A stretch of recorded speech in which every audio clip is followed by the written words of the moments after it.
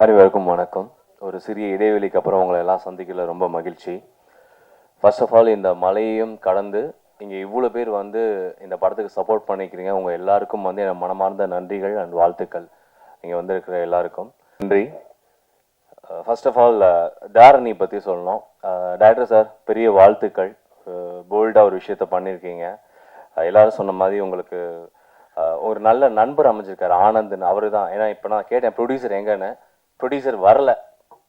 வராமல் ஒரு நண்பனுக்காக ஒரு விழா எடுத்திருக்காரு. அவருக்கு தான் நம்ம கண்டிப்பாக நன்றி சொல்லி ஆகணும். அவரை நம்பி படம் பண்ணியிருக்காரு. ஸோ இந்த மாதிரி நல்ல நண்பர்கள் தயாரிப்பாளராக கிடைக்கிறப்ப உங்களுக்கு ஃப்ரீடம் கிடைக்கும். ஸோ அந்த வகையில் நீங்கள் ரொம்ப லக்கியாக இருக்கிறீங்க.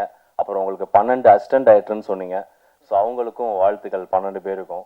ஒரு படத்தில் ஒரு நல்ல ஒரு இயக்குனரோட ஒர்க் பண்ண வாய்ப்பு கிடைச்சிருக்கிறதுக்கு. அண்ட் மியூசிக் ரொம்ப அருமையாக, மியூசிக் டைரக்டர் எங்கன்னு தெரியல, ரொம்ப அருமையாக பண்ணியிருந்தார் மியூசிக் டைரக்டர். அண்ட் எடிட்டர் வந்திருக்காங்க, ரொம்ப நல்லா பண்ணியிருந்தீங்க பிரதர். டிஓபியும் ரொம்ப நல்லா பண்ணியிருந்தாங்க. அப்புறம் டார்லிங், உனக்கு ஒரு செம்ம திட்டு இருக்குது ஆக்சுவலாக. ஏதோ விஎஃப்எக்ஸ்க்கு பேசுகிறப்போ ஒரு பொண்ணு ஏதோ ஒரு மேட்டர் சொன்னாங்க, ஞாபகம் இருக்கா? ஒரு பொண்ணை வந்து எப்படி இப்படி பண்ணாங்கன்னு தெரியல. ஏன் பொண்ணுனா பண்ண மாட்டாங்களா? அப்படி சொல்லியே, ஒரு பொண்ணை வந்துட்டு எப்படி இப்படி பண்ணாங்க தெரியல அப்படின்னு. பொண்ணுங்க தான் எல்லாமே பண்ணுவாங்க.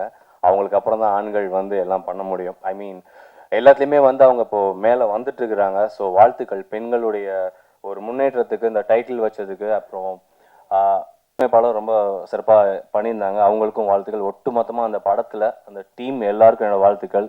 ஹீரோயினி மேடம் பேச தெரியாத மாதிரி தான் பேசுறீங்க, ஆனால் லிப்லாக் சீன்லாம் பார்த்தா பயங்கர. யார் யார் ஹீரோயின் ஆக்சுவலாக அந்த லிப்லாக் சீன் போனது? நீங்கள் தான். ஸோ நல்ல எக்ஸ்பீரியன்ஸாக இருந்தது மூவி. உங்களோட ஃபஸ்ட்டு படம் மாதிரி தெரியல ஆக்சுவலாக. நல்ல டேலண்டடாக பண்ணியிருந்தீங்க sir. Hero sir awesome. First டைம்லேயே நிறைய ஆப்பர்ச்சுனிட்டி கிடச்சிருக்கு. எத்தனை ரீடேக் போச்சுன்னு தெரியல. எத்தனை டேக் ஆச்சு? கேமராமேன் சார் எத்தனை டேக் சார்? ஒரே டேக்கா?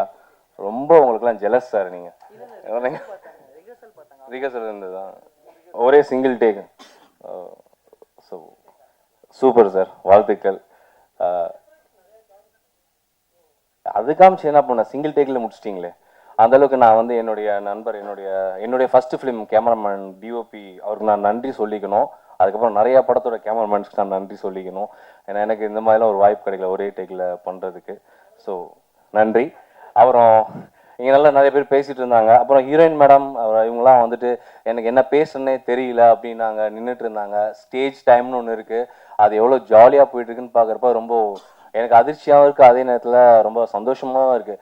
ஏன்னா இதே இந்த மேடை கிடைக்காதான்னு, இந்த உங்களுக்குலாம் தெரியும், இங்கே வந்து அப்படியே ஃபுல்லாக இருக்கும், உள்ளே வர இடம் இருக்காது. அது அப்படியே ஒரு ஆர்வமாக ஏக்கமாக பார்த்துட்டு இருந்த நாட்கள் நிறையா இருக்குது. இன்னைக்கு அந்த மேடையில் வந்து நம்ம ஒரு கெஸ்ட்டாக வரிசையில் உட்காந்துருக்கோம்னா இறைவனும் நம்ம தாய் தந்தையும் கொடுத்த ஒரு மிகப்பெரிய ஒரு வரப்பிரசாதம்.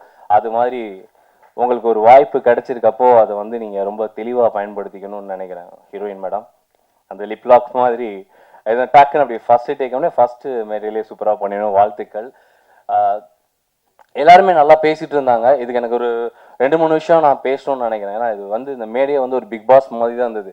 பிக் பாஸ் 9ல் இப்போ இருக்க அது என்ன சொல்லுவாங்க, பார்ட்டிசிபெண்ட்ஸாக இருக்காங்க இல்லையா, அது மாதிரி கேமரா முன்னாடி சில பேர்லாம் வந்து விஷயம் பேசுறதா இருக்கட்டும், இல்லை கேமராக்கு பின்னாடி நிறையா நடக்கிறதா இருக்கட்டும், அந்த மாதிரி நம்ம ஜாக்குவர் தங்கம் சாரோட கமெண்ட்டுக்கும் நம்ம ஹீரோயின்ஸோட ரியாக்ஷன்ஸ்க்கும் ரொம்ப நல்லா இருந்தது. And thank you. அதுக்கப்புறம் சில விஷயங்கள்லாம் பேசினேன். படத்தை தாண்டி நிறைய விஷயம். இதுவே என்னோட படம் வந்து அடுத்து ரிலீஸ் ரெடியாக இருக்கு. சாரா, நானும் யோகி பாபு சார்லாம் பண்ணியிருக்கோம். ரோபோ சங்கர் அண்ணா அவர் எல்லாரும் பண்ணியிருக்கோம். அடுத்து ரிலீஸ் ரெடியாக இருக்குது. அடுத்து குரு சார் கூட ஒரு படம் பண்ணியிருக்கேன், ரிலீஸ்க்கு இருக்குது.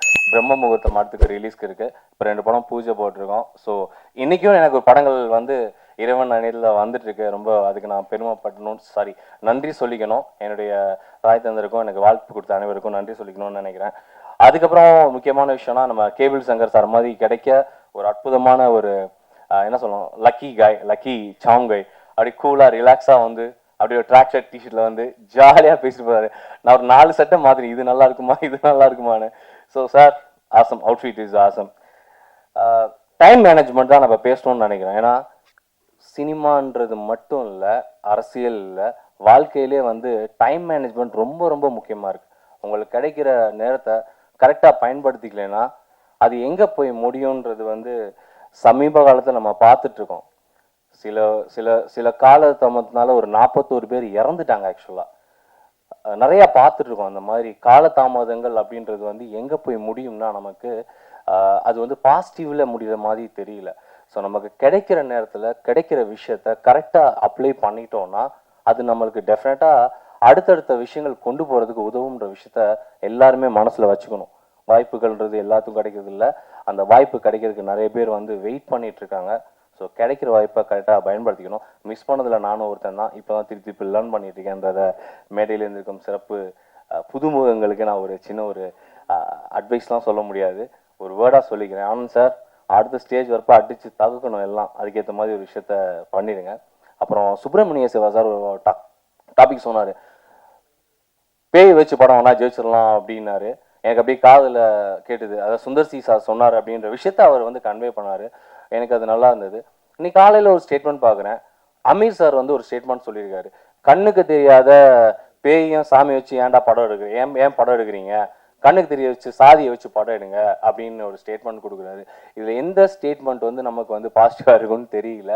ஸோ நம்ம போகிற போக்கில் நமக்கு எது நமக்கு பாசிட்டிவாக இருக்கோ, எது நம்மளுக்கு யூஸ்ஃபுல்லாக இருக்கோ அந்த மாதிரி விஷயங்களை மட்டும் நம்ம எடுத்துக்கிட்டு தான் நமக்கு ரொம்ப நல்லதாக இருக்கும்ன்றது என்னுடைய கருத்தாக இருக்குது. மீன்வைல் வந்து இன்னைக்கு சினிமாவில் செலிப்ரேஷனாக போயிட்டுருக்கிற சில டாப் டேரக்டர்ஸ் உடனே வந்து அவங்கள கூப்பிட்டு பாராட்டுற நம்முடைய CM Udhayanidhi Stalin, deputy CM sir, அவங்களாம் பார்க்குறப்ப ரொம்ப சந்தோஷமாக இருக்குது. ஏன்னா ஒரு படத்துடைய வெற்றியை பார்த்துட்டு உடனே கூப்பிட்டு அவங்கள ஹானர் பண்ணி வாழ்த்துறாங்க. ஸோ சினிமா எங்கே போயிட்டுருக்குன்னா, ஒரு நல்ல படம் பண்ணோம் அப்படின்னா இம்மிடியட்டாக நம்ம வந்து கவர்மெண்ட்டே கூப்பிட்டு வாழ்த்துற அளவுக்குலாம் வாய்ப்புகள் இருக்கிறதுன்றது இயக்குநர்கள் எல்லாம் தெரிஞ்சுக்கிட்டா அதுக்கேற்ற மாதிரி படங்கள்லாம் எங்களை மாதிரி பட்டிங் ஆக்டர்ஸ் நிறைய பேர் வந்து இன்னும் அந்த ஒரே ஒரு வாய்ப்பு கிடைக்காதா, அந்த ஒரு வாய்ப்பு எங்களுக்கு கரெக்டாக கிடைக்காதா அப்படின்ற விஷயத்த நோக்கி தான் ஓடிட்டு இருக்கோம். எல்லாரோட ஆக்டர்ஸோட படத்துக்கும் ஒரே டிக்கெட்டு தான், 200 240 தான் எல்லாருக்குமே டிக்கெட். ஆனால் அந்த விளம்பரங்களை பொறுத்து தான் பெரிய படங்களா சின்ன படங்களா அப்படின்றது டிசைட் ஆகிட்டு இருக்கு.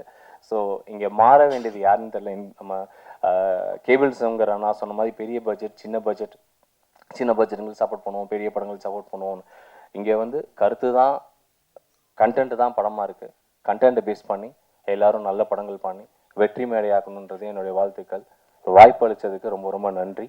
Thank you so much.